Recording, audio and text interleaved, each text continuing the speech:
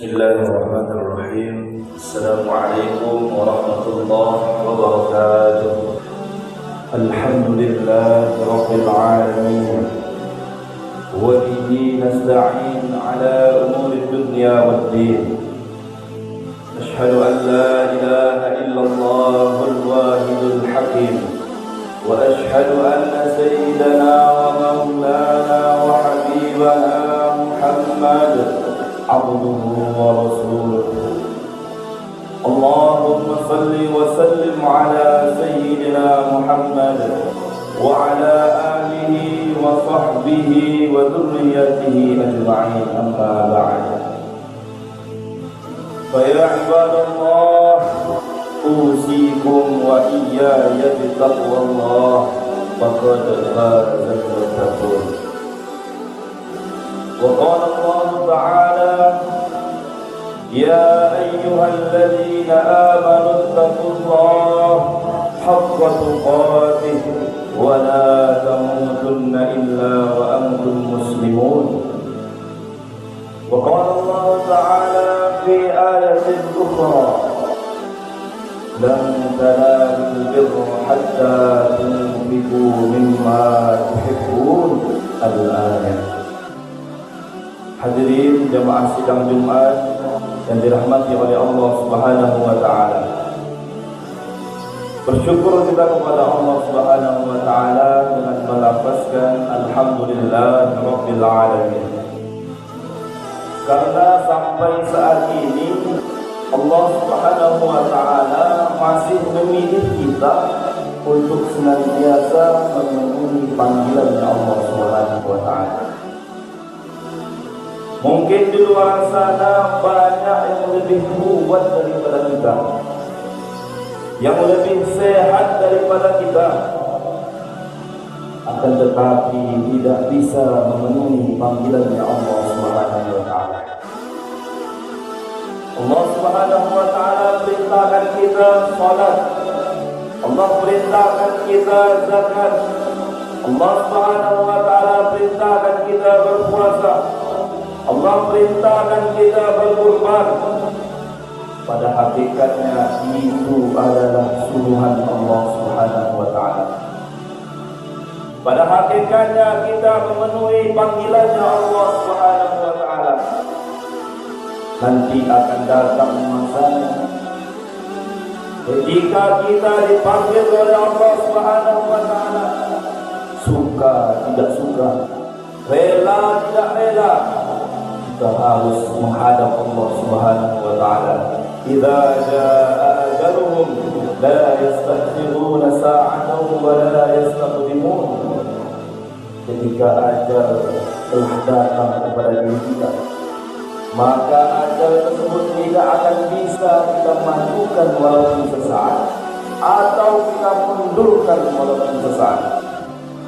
Maka untuk itu hadirin jemaah sidang Jumat yang dirahmati oleh Allah Subhanahu wa taala, selagi kita masih diberi kesempatan oleh Allah untuk senantiasa mematuhi perintah-perintahnya Allah, untuk senantiasa memenuhi undangan-undangannya Allah Subhanahu wa taala, sehingga kita nanti ketika dipanggil oleh Allah Subhanahu wa taala, Allah ridha kepada kita, sehingga Allah Subhanahu wa taala masukkan kita ke dalam surga Allah Subhanahu wa taala. Amin ya rabbal alamin. Hadirin yang dimuliakan Allah Subhanahu wa taala, tidak lupa pula kita sampaikan sholawat beserta salam kepada orang yang telah berjasa kepada kita, kepada orang yang rela darahnya bercucuran demi agama ini sampai kepada diri kita nanti, yaitu baginda Nabi Muhammad sallallahu alaihi wasallam, dengan melafazkan Allahumma salli ala sayyidina Muhammad wa ala ali sayyidina Muhammad.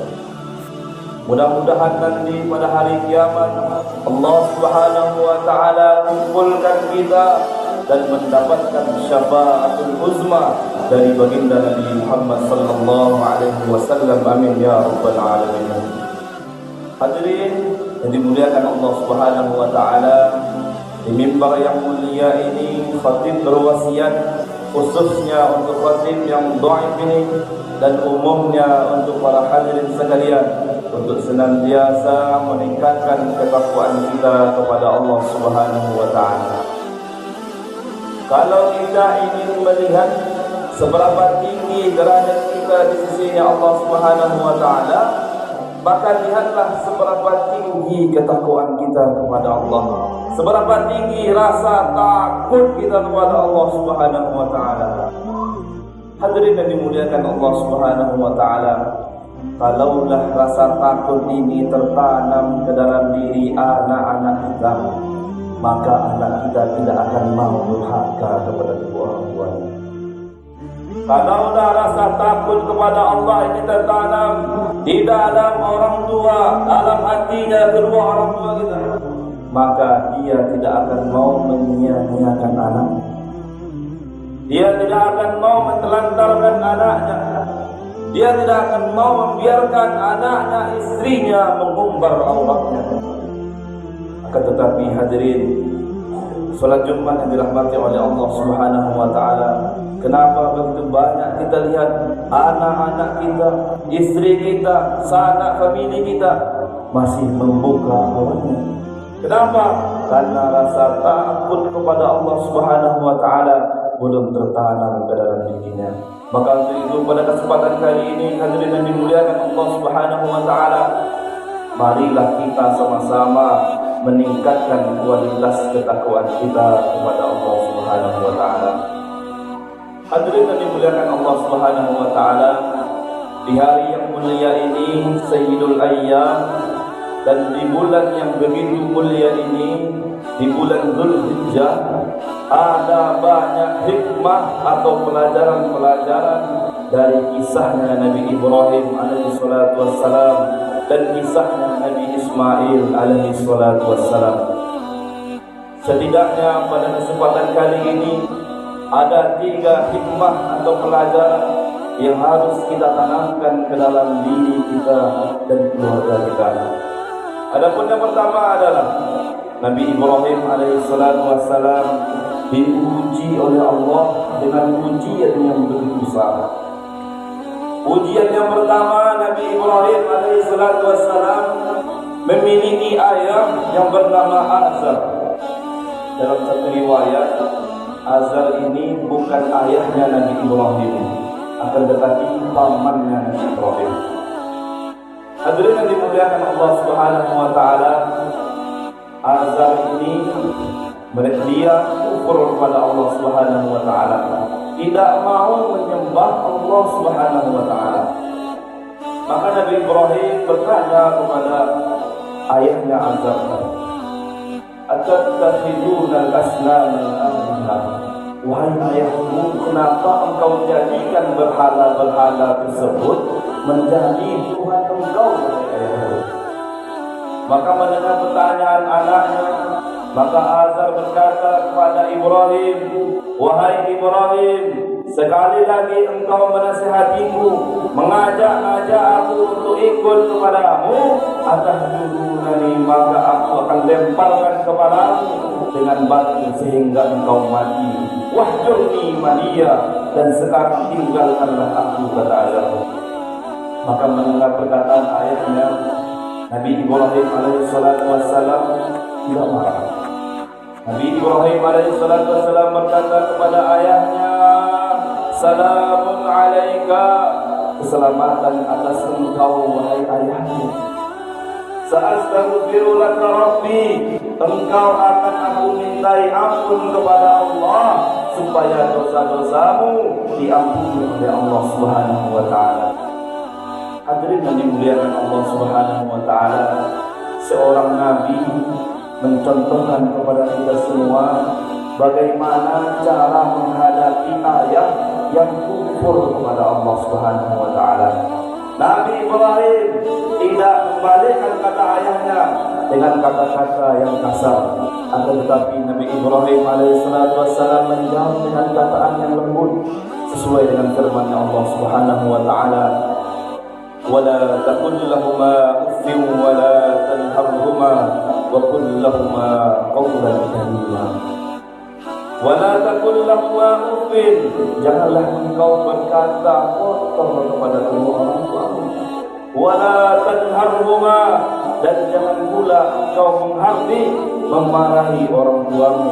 Wa qul lahuma qawlan karima, berkatalah kepada kedua orang tuamu dengan perkataan yang lembut, dengan perkataan yang baik. Semoga Allah Subhanahu wa taala mengampuni hamba-hambanya atau anak-anak yang senantiasa berbuat baik kepada kedua orang tuanya. Adapun yang kedua, pelajaran atau hikmah yang kita ambil dari kisah Nabi Ibrahim alaihissalatu wassalam.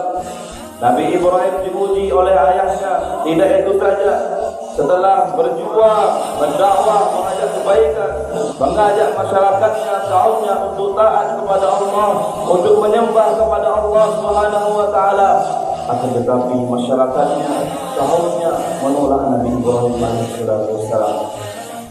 Bahkan kaum kafir ketika itu mengumpulkan tokoh-tokohnya, mengumpulkan pemuda-pemudanya untuk mencari kayu bakar dan menangkap Nabi Ibrahim alaihissalatu wassalam. Ketika kayu bakar sudah dikumpulkan, Nabi Ibrahim sudah ditangkap oleh kaum kafir, maka Nabi Ibrahim dicampakkan ke dalam api yang begitu besar. Nabi Ibrahim alaihissalatu wassalam berdoa kepada Allah, Ya Allah, kaumku tidak mau menyembahmu, Ya Allah. Aku sudah mengajak kaumku, Ya Allah, untuk menyembah Engkau, Ya Allah.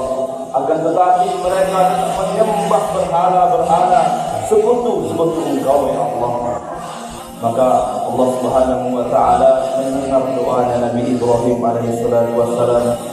Nabi Ibrahim setelah berdoa, Allah Subhanahu wa taala berfirman kepada api, Ya naru kuni bardan wa salaman ala Ibrahim. Ya naru kuni, ya api, wahai api, kun jadilah engkau bardan, dingin, sejuk, wa salaman, dan menyelamatkan ala Ibrahim. Api yang sifatnya panas, api yang sifatnya membakar, akan tetapi tidak untuk Nabi Ibrahim alaihissalatu wassalam.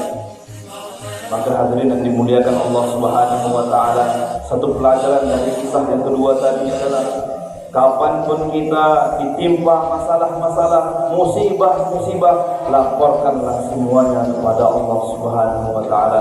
Karena masalah-masalah kita, musibah-musibah kita, yang hanya bisa menyelesaikannya hanya Allah Subhanahu wa taala. Sebagaimana tadi yang dicontohkan oleh Nabi Ibrahim alaihissalatu wassalam. Adapun yang ketiga, Nabi Ibrahim alaihissalatu wassalam setelah dapat ujian dari ayahnya, kemudian diuji oleh masyarakatnya. Tidak itu saja, yang ketiga, beliau menikah dengan Siti Sarah, tidak memiliki anak bertahun-tahun, bahkan puluhan tahun. Beliau berdoa kepada Allah pagi, siang, sore, malam, Rabbi habli minas salihin, Rabbi habli minas salihin. Ya Allah, ya Tuhanku, karunialah aku anak-anak yang saleh. Hadirin yang dimuliakan Allah Subhanahu wa taala, sekian lama beliau berdoa kepada Allah, 86 tahun beliau berdoa kepada Allah Subhanahu wa taala. Akhirnya doanya diijabah oleh Allah Subhanahu wa taala. Allah beri beliau anak yang begitu soleh, bahkan nanti mewarisi Nabi Ibrahim alaihissalatu wassalam. Setelah beliau besar, beliau diuji lagi oleh Allah Subhanahu wa taala. Allah perintahkan kepada Nabi Ibrahim untuk menyembelih anaknya. Hadirin yang dimuliakan Allah Subhanahu wa taala, maka mendapat perintah dari Allah Subhanahu wa taala, Nabi Ibrahim memanggil anaknya, Ya bunayya inni ara fil manam azbahuka fanzur madza tara. Ya bunayya, wahai anakku, inni ara, sesungguhnya aku melihat, fil manam, di dalam tidurku, azbahuka, aku ingin menyembelihmu. Fanzur madza tara, bagaimana pendapat engkau? Maka mendengar perkataan ayahnya, anak yang soleh, bakal calon nabi. Beliau mengatakan, nabi ini adalah, ayahku ini adalah nabi, utusan Allah, mimpinya berarti wahyu. Maka beliau mengatakan kepada ayahnya, ya abati if'al ma tu'mar satajiduni insyaallah minas shalihin. Wahai ayahku, if'al, kerjakanlah ma tu'mar, apa saja yang diperintahkan oleh Allah Subhanahu wa taala. Satajiduni insyaallah minas shalihin, dan sungguh engkau wahai ayahku akan mendapatiku dalam keadaan atau termasuk orang-orang yang sabar. Hadirin yang dimuliakan Allah Subhanahu wa taala, apa hikmah atau pelajaran yang kita ambil dari kisah yang ketiga ini adalah yang pertama, selalulah kita meminta kepada Allah, berdoa kepada Allah untuk dijadikan anak kita, keturunan kita, cucu kita, anak-anak yang soleh dan salihah. Dan yang kedua adalah Nabi Ibrahim alaihissalatu wassalam sangat mencintai anaknya, sangat menyayangi anaknya. Ketika lagi sayang-sayangnya, ketika lagi cinta-cintanya, Allah Subhanahu wa taala perintahkan Nabi Ibrahim untuk menyembelih anaknya. Bagaimana perasaan hati seorang ayah yang merindukan anak, setelah punya anak disuruh sembelih oleh Tuhannya? Bagaimana rasa hati orang tua? Hadirin jemaah salat Jumat yang dirahmati oleh Allah Subhanahu wa taala, sedih beliau, akan tetapi beliau taat perintahnya Allah Subhanahu wa taala. Di balik perintahnya Allah Subhanahu wa taala akan ada kebahagiaan yang hakiki, baik di dunia maupun di akhirat. Begitu juga kita hadirin dimuliakan Allah Subhanahu wa taala, lan tanalul birra hatta tunfiqu mimma tuhibbun. Tidak sekali-kali kita ini berinfak, bersedekah di jalannya Allah Subhanahu wa taala tidak dianggap banyak oleh Allah kecuali kita betul-betul bersungguh-sungguh dalam berinfak tersebut. Kecuali kita ini mencintai apa yang kita infakkan. Kita berkorban di dalam Allah Subhanahu wa taala, kurban sapi, kurban domba, kurban kambing, semuanya kita niatkan untuk Allah Subhanahu wa taala. Mudah-mudahan nanti pada hari kiamat apa yang kita korbankan menjadi saksi bahwasanya kita di dunia pernah berkorban untukmu lillahi ta'ala, dan akhirnya kita dimasukkan ke dalam surga Allah Subhanahu wa taala. Mudah-mudahan Allah Subhanahu wa taala senantiasa memberikan kita taufik dan hidayahnya sehingga kita bisa beristiqomah dalam berbuat kebaikan-kebaikan, menolong sama manusia, sehingga kita nanti bersama-sama di surga Allah bersama Nabi kita Nabi besar Muhammad sallallahu alaihi wasallam. Amin ya rabbal alamin. Barakallahu li wa lakum fil Qur'anil azim wa nafa'ani wa iyyakum bima fihi minal ayat wal dzikril hakim wa taqabbal minni wa minkum tilawatahu innahu huwal ghafurur rahim.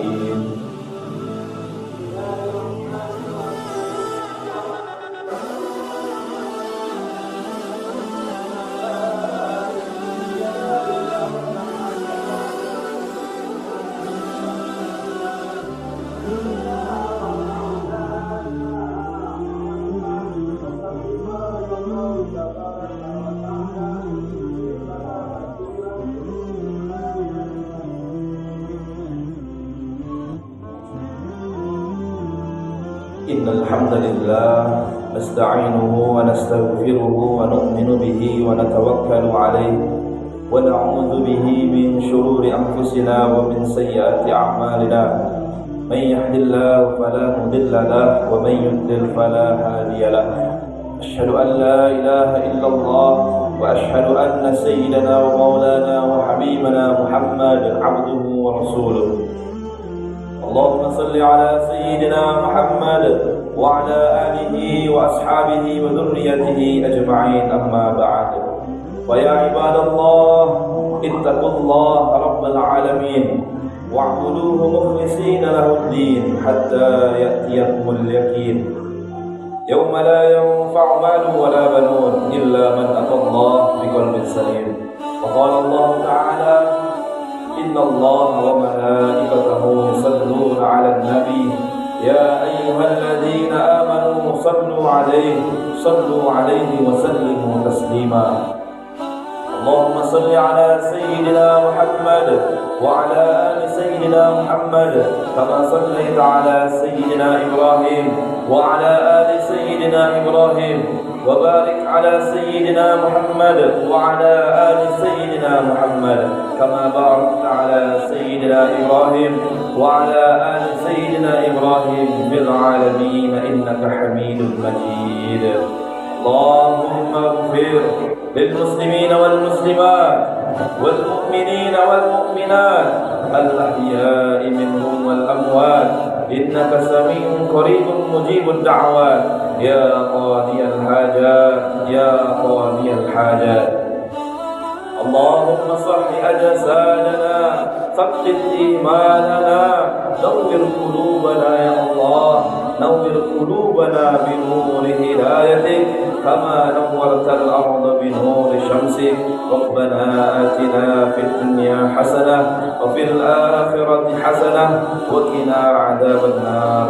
عباد الله، إن الله يأمر بالعدل والإحسان وإيتاء ذي القربى وينهى عن الفحشاء والمنكر والبغي يعظكم لعلكم تذكرون. فاذكروا الله العظيم يذكركم واشكروه على نعمه يزدكم ولذكر الله أكبر.